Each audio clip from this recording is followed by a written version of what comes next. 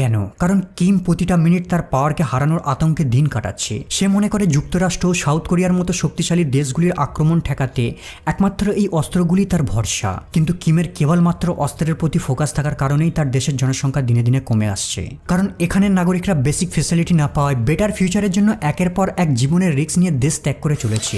যদিও নর্থ কোরিয়ার বর্ডারে পৃথিবীর সব থেকে কঠোর সীমান্ত রক্ষা বাহিনীরা ঘুরে বেড়াচ্ছে, তারপরেও এখানের মানুষ জীবনের ঝুঁকি নিয়ে উত্তর কোরিয়া ছাড়তে ইচ্ছুক। তবে উত্তর কোরিয়ার জনসংখ্যা কমে যাওয়ার সব থেকে বড় কারণ হলো এখানে বাচ্চা জন্মের হার কমে আসছে। একজন মহিলার জীবনে যতগুলি সন্তান হয় তাকে ফার্টিলিটি রেট বা প্রজনন হার বলে। ইউনাইটেড নেশনের রিপোর্ট অনুযায়ী জনসংখ্যার স্থিতিশীল বজায় রাখার জন্য আদর্শ ফার্টিলিটি রেট হলো প্রতি মহিলা পিছু 2.1 শিশুর জন্ম।